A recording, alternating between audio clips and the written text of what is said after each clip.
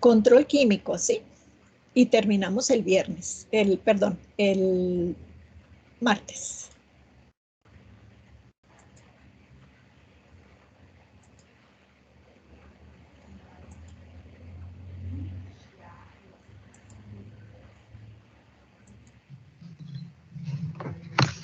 Pongan mucha atención, sí, muchachos, porque el control químico es de mucha aplicación para los QVP. Mucha aplicación. A veces donde se van a trabajar, van a tener que aplicar algún método de control químico, ¿sí? Vamos a poner atención. Segunda parte, muchachos, de este tema es el control químico antimicrobiano. Recuerden que dijimos que para controlar el crecimiento lo podíamos hacer por métodos físicos y químicos. Muy bien, los métodos físicos los acabamos de ver, que fue calor, filtración y radiaciones, recuérdenlo. El control químico es muy importante, muchachos, el químico antimicrobiano, ¿verdad? Y vamos a tratar de ver lo más importante, ¿verdad? Para ustedes. Y empezaremos viendo una definición.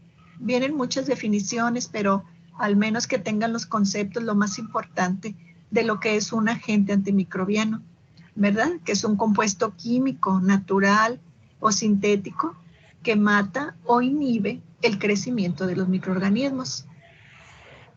Los agentes que matan microorganismos se denominan agentes SIDA, un prefijo que indica el tipo de microorganismo que mata.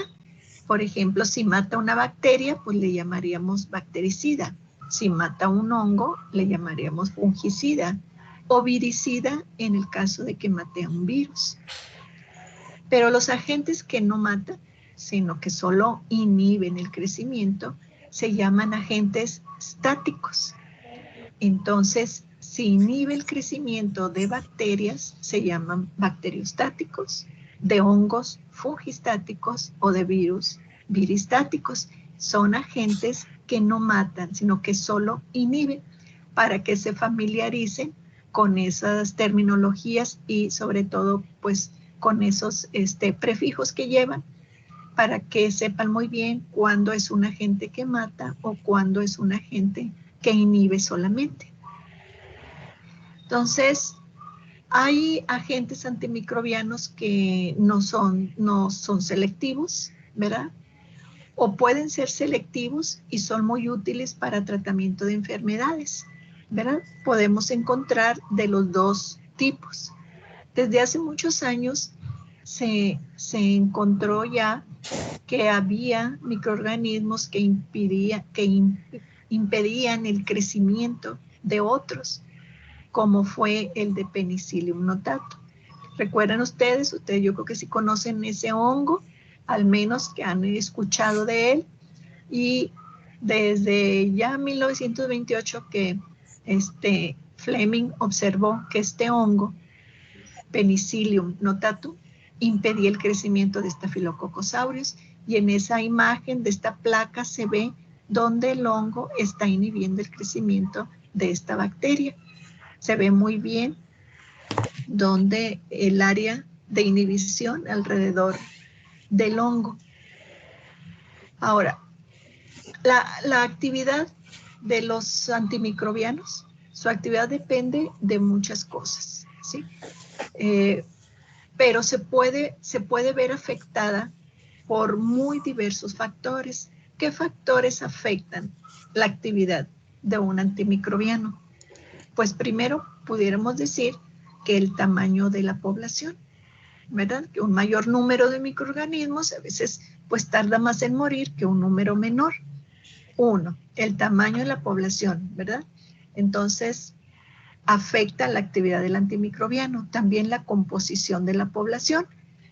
¿A qué se refiere con la composición de la población? La efectividad de un agente pues va a variar de acuerdo a la naturaleza del organismo, ¿sí? Hay algunos que son más sensibles y hay otros que son más resistentes. Otro de los factores que puede afectar a la actividad de un antimicrobiano es la concentración o la intensidad del agente antimicrobiano. Generalmente, pues un agente más concentrado, pues se dice que elimina más rápido los microorganismos, aunque hay excepciones, no siempre. A veces se dice que el etanol al 70% es más efectivo que al 95%. Hay otro factor como es la duración de la exposición. Mientras más tiempo esté el microorganismo expuesto al agente, mayor será el número de organismos eliminados. También la temperatura. Un aumento de la temperatura en que se aplica el agente aumenta la efectividad de este. El medio ambiente local. El medio ambiente que rodea al microorganismo lo puede proteger de la acción del agente antimicrobiano. Materia orgánica de la comida protege a las bacterias, de la esterilización también por calor. Todo el material quirúrgico debe ser lavado antes de esterilizarlo. Entonces, el medio ambiente local también es importante. Eso con respecto a factores que puedan tener efecto en la actividad de los antimicrobianos o que se ve afectada su actividad. Los agentes antimicrobianos pueden ser bacteriostáticos, bactericidas o bacteriolíticos. Recuerden, dijimos que la terminación estáticos era para cuando inhibían, ¿verdad? Entonces puede ser bacteriostático que inhibe, bactericidas que matan bacterias o bacteriolíticos. Cuando un agente antimicrobiano es bacteriolítico, es cuando por su efecto se lisan las células, rompen las células. Muy bien. Los agentes bacteriostáticos son los inhibidores principalmente de la síntesis de las proteínas y ellos actúan inhibiéndose a los ribosomas. Recuerden ustedes que dijimos que la función de los ribosomas era la síntesis de las proteínas. Entonces, un agente bacteriostático se une al ribosoma y lo que hace es impedir la síntesis de la proteína.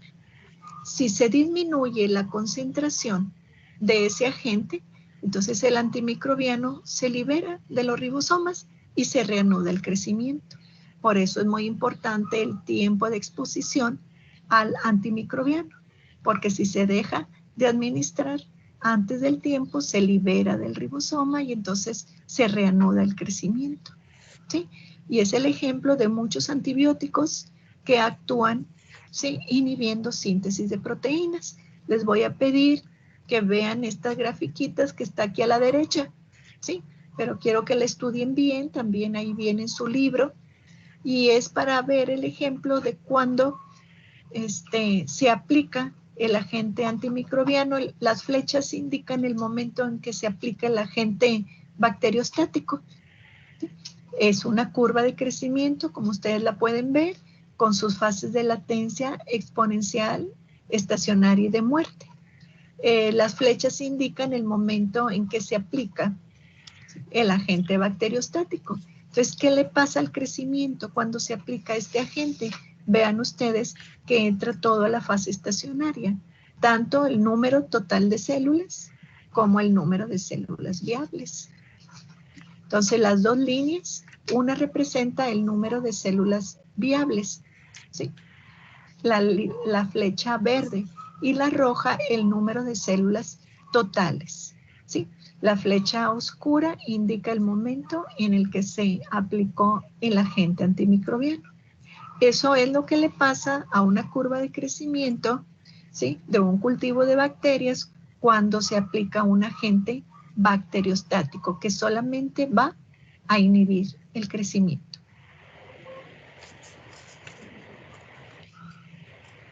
Esta es la misma gráfica, ¿sí?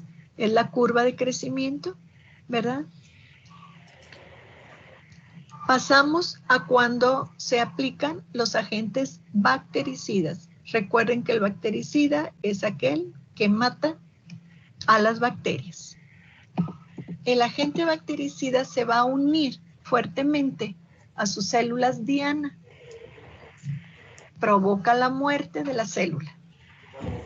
No se eliminan por dilución. Las células muertas no se destruyen. El número total de células se mantiene estable. Recuerden, muere la célula con un bactericida, pero no la destruye. Entonces, ellas pueden andar en suspensión, de tal manera que pueden ser contadas o medidas en un espectrofotómetro como número total de células. Sin embargo, por una cuenta de viables, ¿sí?, que es la que indica la línea verde, ahí sí se va a ver muy bien que el número de células se viene hacia abajo. Entonces vean ustedes cómo al aplicar en la flecha oscura negra es el tiempo en el que se aplicó el agente bactericida. Vean ustedes lo que pasa con las células viables y vean lo que pasa con el número total de células, que pudieran ser al microscopio, ¿sí?, donde se cuentan células totales, ¿recuerdan? Células vivas, muertas, de todas. Entonces ya hay una diferencia. Quisiera que revisaran bien en el libro esta gráfica. Ellos traen un error, la gráfica, ¿sí? Vean la presentación, ¿sí? El número total de células está cambiada por el número de células viables. Lo correcto es como yo se las estoy mostrando, ¿de acuerdo? Entonces revisen por favor la gráfica de agentes bactericidas. Esta es la misma gráfica, ¿sí? En su libro viene, en lugar de número de células viables, viene número total de células. Y en la línea roja, en lugar de decir número de células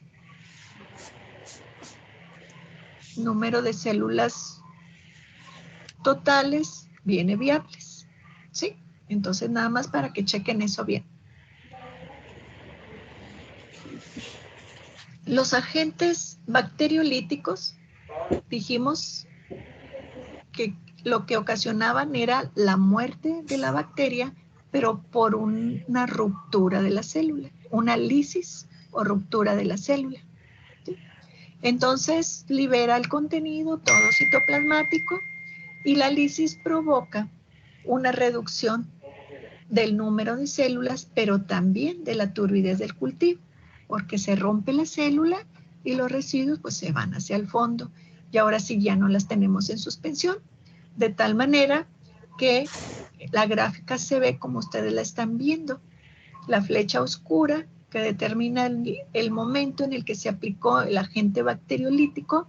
Vean que los dos números, tanto de células viables como número total de células, se viene hacia abajo cuando se aplica un agente bacteriolítico, ¿sí?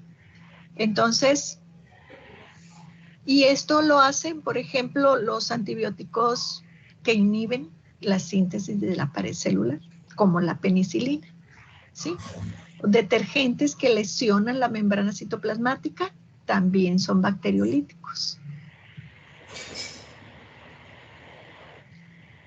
Muy bien. Esa es la misma gráfica, ¿ok?, que acabamos de explicar. Muy bien. ¿Cómo se puede medir la actividad antimicrobiana? Hay varias formas, hay varios métodos, ¿verdad? Se mide determinando la cantidad más pequeña que se necesita de un agente para inhibir el crecimiento de un organismo control. A ese valor le vamos a llamar concentración mínima inhibitoria. Y en esa pongan mucha atención y revisen muy bien la presentación y su libro también. ¿Qué es la concentración mínima inhibitoria? Y su nombre lo dice, es una concentración, es la más pequeña que se necesita, ¿sí?, para que un agente inhiba el crecimiento del organismo control o del microorganismo. ¿Okay? Entonces hay varias formas de hacerlo. Una se llama el método de la técnica de dilución en tubo. Es la imagen que está arriba. Dice técnica de dilución en tubo para cuantificar la actividad antimicrobiana. Y la otra también puede ser por microdilución en placa. El fundamento es el mismo, ¿sí? Necesitamos determinar la concentración más pequeña del antimicrobiano que me va a inhibir al microorganismo. La técnica de dilución en tubo, para que la observen mejor, pudiera resumirse en estos pasos, ¿sí? Tenemos varios tubos en el que se agrega caldo de cultivo y luego el agente antimicrobiano que vamos a evaluar. Se ponen diferentes concentraciones, como lo están viendo, desde 0.1 a 10%. Entonces ya tenemos el tubo con el caldo nutritivo y ponemos el agente antimicrobiano a evaluar. Agregamos la bacteria en la misma cantidad en todos los tubos y se lleva a incubar 24 horas a 35, 37 grados centígrados. Y después de este tiempo vamos a revisar los resultados. Mientras en los tubos haya crecimiento, ¿verdad? Podemos descartar esa concentración del antimicrobiano, ya que permitió el crecimiento. Entonces vamos a ir avanzando y como ustedes observan, hasta el tubo que dice 5%, ¿verdad? Ya no se ve la turbidez representada por el color verde en los otros tubos.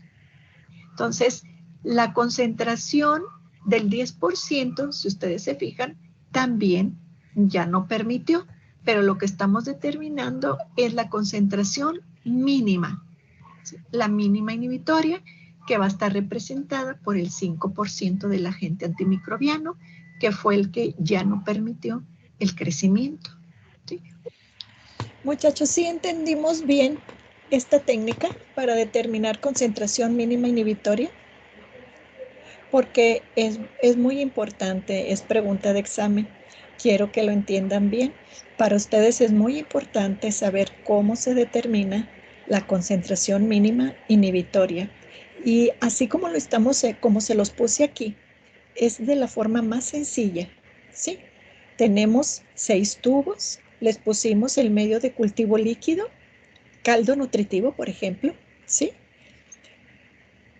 Después pusimos el antimicrobiano en diferentes concentraciones. Aquí usamos desde 0.1, 0.3, 0.5 hasta 10% porque no sabemos cuál va a ser la concentración mínima que va a inhibir a nuestro microorganismo, ¿sí? Vamos a suponer que pusimos penicilina, ¿sí? Un antibiótico en estas concentraciones. Muy bien.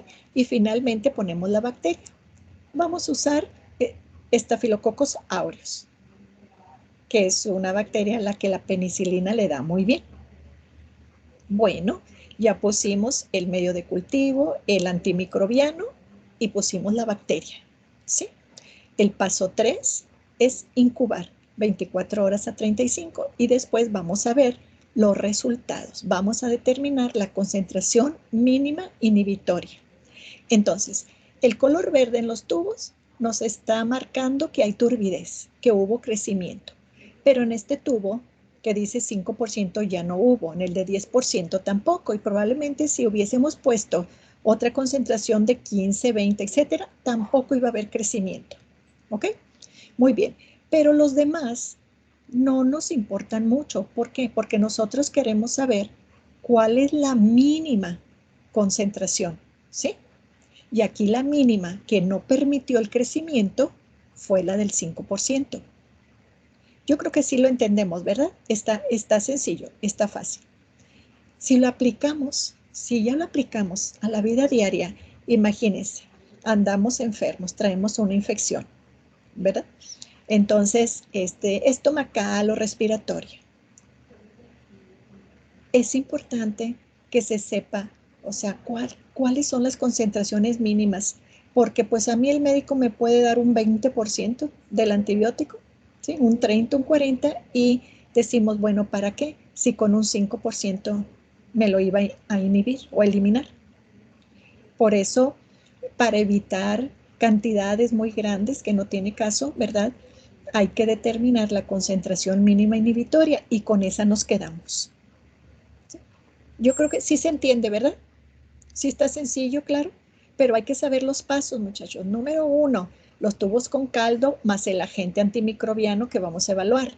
El 2, se pone la bacteria. El 3, vamos a incubar. El 4, vamos a determinar la concentración mínima, pero ustedes tienen que saber en cuál de todos los tubos está representando la concentración mínima inhibitoria. Vamos a continuar. O lo inhibió. Entonces, es una forma, es el método de dilución en tubo. Ahora, esa concentración mínima inhibitoria no es constante para un agente determinado. Va a depender de varias cosas muy importantes.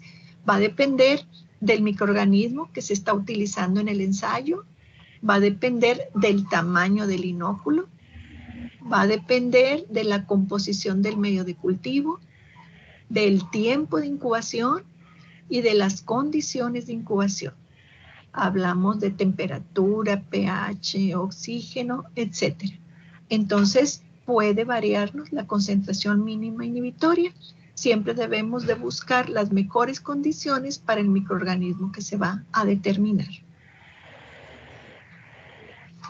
Tenemos que el control del crecimiento, ¿verdad? Químico, lo podemos hacer por el método de difusión en agar. Y esto se hace para determinar la susceptibilidad a agentes antimicrobianos. Es una práctica muy utilizada, ¿sí? Desafortunadamente no alcanzamos a hacer la práctica, pero era una de las prácticas que estaba planeado para realizar.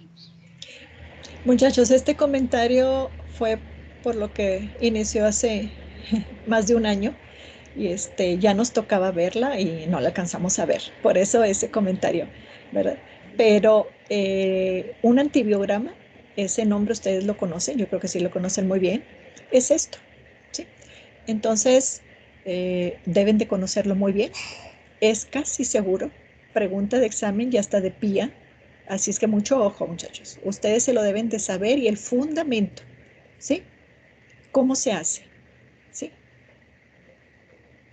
Tiende a hacerse esto en los laboratorios, ¿sí? Cuando un médico pide, quiero que me digan, qué microorganismo trae mi paciente en esta muestra que les estoy enviando y que me digan qué antibióticos son los adecuados para darle, ¿sí? Entonces, esto es lo que se tiene que hacer y es lo que conocemos como un antibiograma, ¿sí? Pero aquí les describo paso a paso lo que se va a hacer. Se aísla el microorganismo de la muestra, aquí lo tenemos, después lo inoculamos en la placa, puede ser por difusión o agar o con un hisopo, bien llena la placa con un hisopo, ¿sí? Toda bien llena. Y después vamos a poner discos con antibióticos. Bueno, ahorita se los voy a explicar, ¿verdad? Pero para que se entienda bien. Y después de la incubación, pues yo voy a tener el mejor resultado para decirle al médico, pues, cuál es el mejor antibiótico que le debe de dar a su paciente. ¿De acuerdo?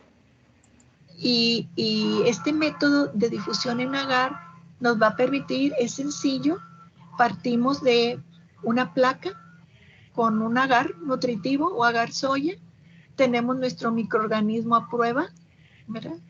Se coloca el microorganismo por difusión, el método ahí lo dice, difusión en agar, ¿verdad? Si recuerdan, eso sí lo alcanzamos a ver en clase, el método de difusión en agar, ¿sí? Se coloca el microorganismo y después colocamos el agar líquido y bueno, se mezcla muy bien y después se colocan discos con antibiótico. En ocasiones, acuérdense que se puede hacer en superficie la distribución, pero siempre el método de difusión en agar es efectivo. Se usan discos con antibióticos, con concentraciones conocidas, las van a colocar en la superficie, ¿sí? Y después van a incubar 24 horas a 37 y vean lo que se observa después, ¿sí? La placa con crecimiento y con halos de inhibición alrededor del disco que se colocó ahí, ¿verdad? En el caso de la práctica, pues íbamos a poner y vamos a poner discos con antibióticos, con diferentes antibióticos. Y ahí ustedes podían observar un halo más pequeño, un halo más grande. Y ahí en lo que debemos de saber es que el antibiótico empieza a difundir, ¿sí? A partir de la concentración que trae el disco, se empieza a difundir a través del agar y es que empieza a inhibir el crecimiento. Este es el método de difusión en agar. También le llamamos Kirby-Bauer. Kirby-Bauer. Miren, muchachos, esta técnica, ¿sí? Es lo que les mencionaba ahorita. También graben este nombre. Son nombres más adecuados, más científicos que ustedes deben de manejar. Si les dice el método de Kirby-Bauer, ustedes ya deben de saber a qué se refiere, ¿sí? Se tiene la placa con agar nutritivo, ¿sí? Y vamos a inocular el microorganismo, ¿sí? Se inocula, se pone un volumen aquí y se extiende sobre toda la placa. Puede ser con un hisopo, bien llena, bien distribuido, todo, ¿ok? Muy bien, dejamos que se absorba muy bien y enseguida ponemos diversos discos de antibióticos. Incubamos de 24 a 48 horas y después vamos a tener lo que ahorita les voy a mostrar, los halos de inhibición de acuerdo, ¿sí?, a la acción que tenga los antibióticos sobre ese microorganismo. Está el tubo, se inoculó el microorganismo en la placa, se distribuyó muy bien, se colocan los discos de antibióticos separados, se incuba y después vemos los resultados, ¿verdad? Podemos ver diferentes zonas de inhibición como las están viendo aquí. Entonces, y lo que pasó aquí es que durante el tiempo de incubación, el agente antimicrobiano del disco empieza a difundirse desde el filtro al agar. Entonces, la concentración del agente va disminuyendo a medida que aumenta la distancia, ¿sí?, al papel del filtro. Vean ustedes, espero que sí puedan observar, donde les estoy señalando la zona de inhibición, ¿sí? Entonces, toda esa zona de inhibición, ¿verdad?, es la acción del antimicrobiano. Vean cómo unas zonas de inhibición son más pequeñas y unas son más grandes. Entonces, el agente empieza a difundir desde donde está el antibiótico en el centro hacia el agar. Entonces, su concentración empieza a disminuir a medida que va avanzando. Y entonces, ya cuando ya no es efectivo contra la bacteria, la concentración, entonces ya ahí hay crecimiento. Toda la parte amarilla es el crecimiento del microorganismo. Vean ustedes como algunos antibióticos no hay zona de inhibición, ¿sí? Y eso nos quiere decir que el antibiótico no tiene efecto. Ese antibiótico no tiene efecto sobre el microorganismo que se inoculó. Y en la parte derecha se ve una placa muy clara con sus zonas de inhibición, ¿sí? Entonces son diferentes antibióticos contra un tipo de microorganismo, ¿verdad? Aquí se distribuyó muy bien el microorganismo primeramente en la placa. Muy bien, se puede hacer con un hisopo. Se toma la muestra en el caldo del cultivo, se distribuye en su placa y después se ponen sus antibióticos. Se incuba y después se ve esos resultados. Bueno, muy bien. Aquí tenemos otros ejemplos, ¿verdad?, del método de difusión en agar. ¿Sí? Espero que no se les olvide. Este es un método que se llama, también es para determinar concentración mínima inhibitoria, CMI, ¿sí?, pero sin necesidad de hacer toda la técnica de dilución en tubo, como la vimos hace un momento, ¿sí? Aquí son tiras, se llaman tiras, como viene en la parte de abajo, tiras y test, ¿sí?, tiras y test, ¿okay? Estas tiras son las que están viendo aquí, están graduadas con un antibiótico desde una mayor concentración en esta parte hasta va disminuyendo la concentración del agente antimicrobiano, del antibiótico, hasta acá. Cada uno es un antibiótico diferente y trae la concentración mayor a menor. Entonces, se inocula el microorganismo de la misma manera en la placa, se ponen las tiras con diferentes antibióticos, ¿sí? Y en un mismo procedimiento, después de la incubación, vamos a ver estas elipses de inhibición.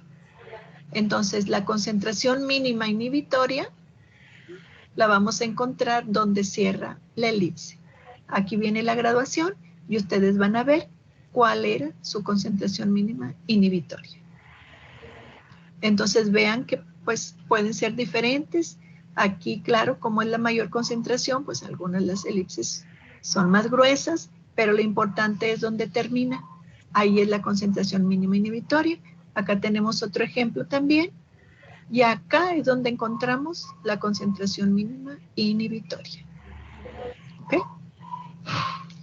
El medio de cultivo para este tipo de prácticas es el agar Müller-Hinton, ¿sí?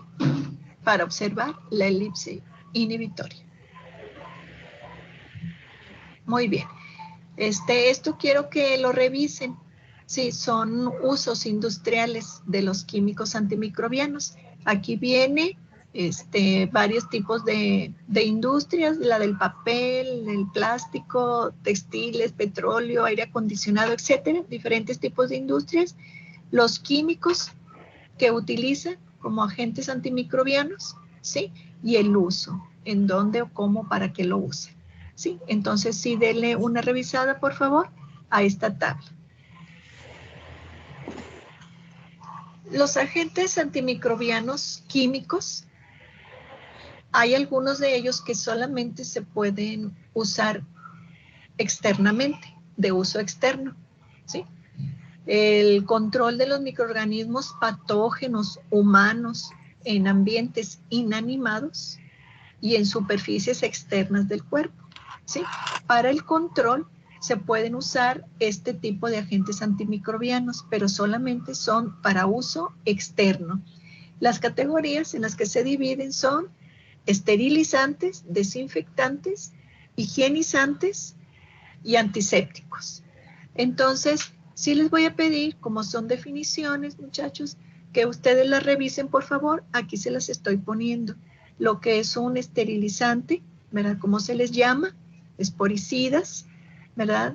Lo que es la esterilización fría, ¿sí? ¿Qué es? ¿Cómo se lleva a cabo? Un agente químico gaseoso muy importante que lo tienen aquí, se los estoy poniendo, ¿sí? Son definiciones que quiero que revisen ustedes. Los agentes desinfectantes, higienizantes y antisépticos. Estos términos ustedes los conocen, inclusive conocen productos que son antisépticos y desinfectantes. Entonces, quiero que sí veamos un desinfectante puede matar microorganismos, aunque en endosporas no. Se usan solamente en objetos inanimados. Y un ejemplo, pues, tenemos al fenol o a los detergentes, ¿verdad? U otro tipo de compuestos que se utilizan en infecciones en hospitales, en instalaciones médicas, de limpieza doméstica, limpieza de piscinas, etcétera. Son desinfectantes. Pero hay los higienizantes, que son productos menos fuertes que los desinfectantes, ¿sí? Reducen el número de microorganismos, pero no eliminan a toda la cantidad de ellos. Se utilizan en superficies que contactan con alimentos, platos, utensilios, equipos, o los que no contactan con alimentos, mostradores, paredes, en todo ello se utilizan los higienizantes para disminuir o reducir el número de microorganismos. Y el otro agente antimicrobiano para uso externo, pues son los antisépticos, ¿sí? Muy a menudo les llamamos germicidas.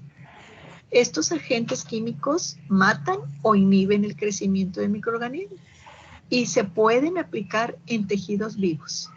lavado de manos, tratamiento de heridas superficiales y el ejemplo más clásico y más conocido pues es el etanol, ¿sí? Que también es un desinfectante. Actúa como desinfectante.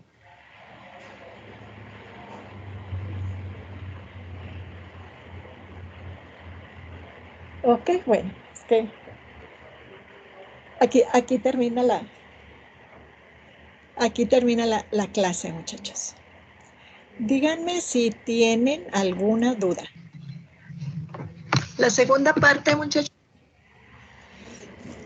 ¿Alguna duda, muchachos? ¿Alguna pregunta? Tengo un pequeño video de unos 3 minutos, pero es demasiado sencillo, pero a ver, déjenme.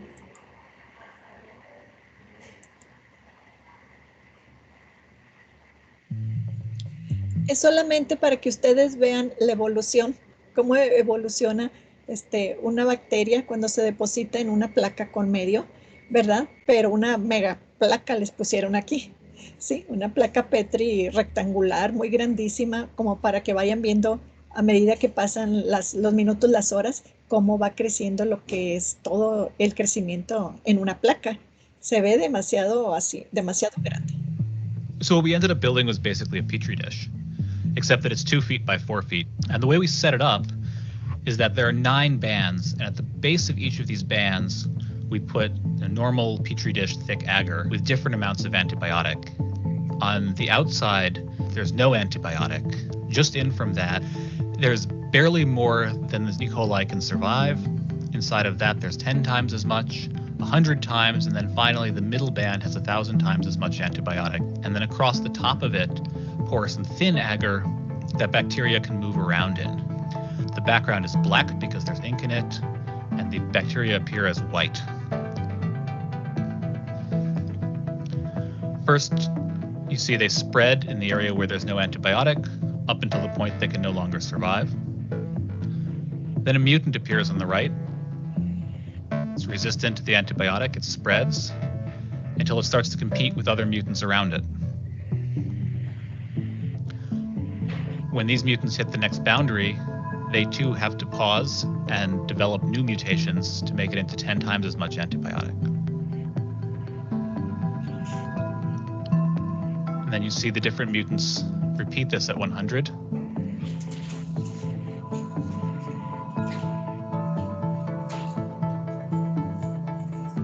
And after about 11 days, they finally make it into 1,000 times as much antibiotic as the wild type can survive. And so we can see by this process of accumulating successive mutations that bacteria, which are normally sensitive to an antibiotic, can evolve resistance to extremely high concentrations in a short period of time.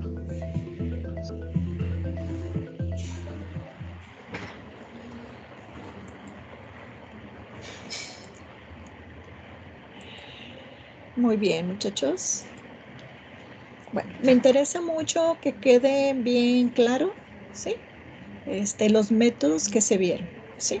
Para determinar concentración mínima inhibitoria, para determinar la acción de un antimicrobiano en placa, ¿sí? Que fue la difusión, ¿sí? En placa. Entonces, quiero que me digan si alguien no lo entendió bien, no quedó bien claro. ¿Alguna pregunta?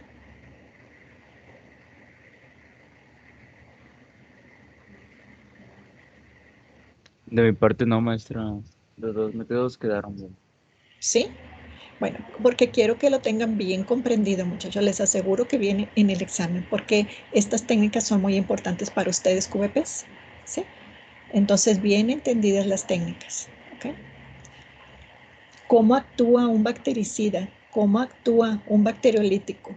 ¿Cómo actúa un bacteriostático? ¿Sí? Eso también. Bueno, vamos a tener como quiera oportunidad de que si hay alguna duda, la podamos aclarar, ¿sí? Si ustedes gustan, pues les puedo dar el tiempo para que le den una repasada al examen que van a tener, ¿sí? Nosotros tenemos tiempo para hablar acerca de la práctica cuando ya vayamos a venir al laboratorio, tenemos tiempo todavía, ¿sí? De platicarlo después, para ahorita no presionarlos con nada de eso.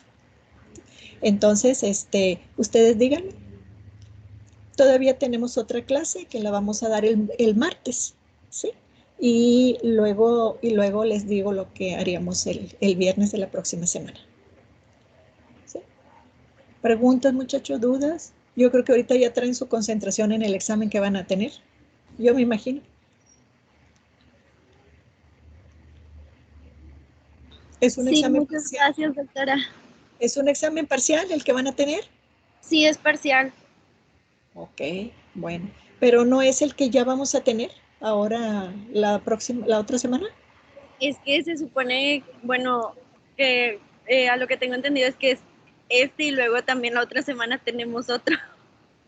Ah, ok. Se los está dividiendo en dos Sí, partes. sí.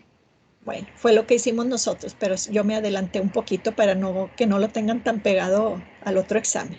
Bueno, perfecto. Entonces les voy a dar el tiempo para que denle una buena repasada antes de que vayan a presentar, ¿sí? Muchas gracias, doctora. Bueno, entonces que estén muy bien y yo creo que hasta el jueves volvemos a reunirnos para terminar con control químico. Nos falta ver todo lo de los antibióticos, que está bien interesante para ustedes, ¿sí? Lo terminamos entonces la próxima semana. Que estén muy bien y cuídense mucho, ¿sí? Igualmente, maestro, muchísimas gracias.